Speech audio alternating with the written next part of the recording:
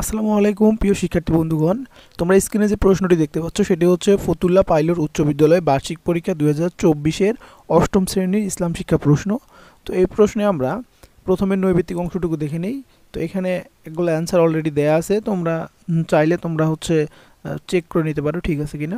তো 1 নম্বর, কেয়ামত বা মহাপ্রলয়ের দিন পর্বতমালা ভেঙে চূর্ণ বিচূর্ণ হয়ে কিসে পরিণত হবে? ধ্বংসস্তূপে পরিণত হবে। হাসরের দিন কাদের আমলনামা ডান হাতে দেওয়া হবে? মুমিনদের। সূরা কাউসারের আয়াত সংখ্যা কতটি? 3 আয়াত। কুরাইশদের কোন মাসে সফরের আসক্তি রয়েছে? শীত ও গ্রীষ্ম। পুনরুত্থানের দিবস এর প্রতিশব্দ হিসাবে কোনটি প্রযোজ্য নয়? হিসাব গ্রহণের দিবস।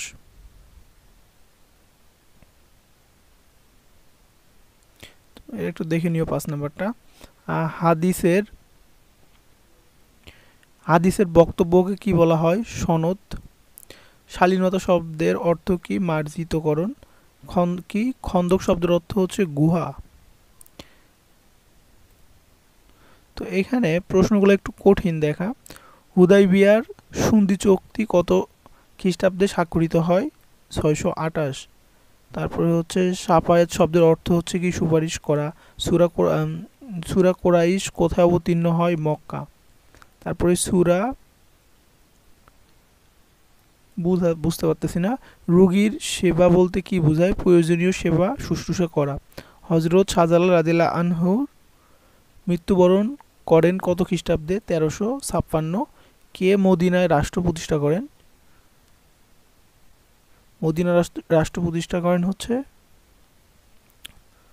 তোমরা 15 নম্বরও দেখে নিও। খ নাম্বার হচ্ছে এখানে 5টা, মোট 10টা প্রশ্ন থাকবে, এখানে 5টা প্রশ্ন আছে, প্রশ্নগুলো দেখে নাও। তারপর সিংগাই দ্বিতীয় ফুৎকারের পর কি হবে? তারপর শিরো কার বিপরীত? হজ। তারপরে হচ্ছে ড্যাশ ইবাদত, ফরজ ইবাদত।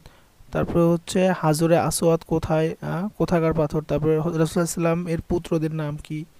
তারপরে এখানে হচ্ছে কুরাইশরা কি ছিল? তারপরে উত্তম চরিত্রের পুনরুত্থানের জন্য তাকে প্রেরণ করা হয়েছে। তারপরে তোমরা এই টাইপের প্রশ্নগুলো দেখে নাও।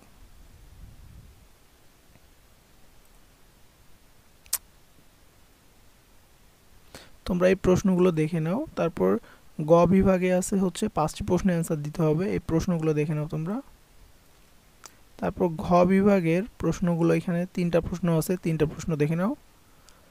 আর এইখানে প্রশ্ন আছে হচ্ছে বাকিগুলা 4 নম্বর প্রশ্ন, 5 নম্বর প্রশ্ন, 6 নম্বর প্রশ্ন, 7 নম্বর, আর এটা হচ্ছে 8 নম্বর প্রশ্ন।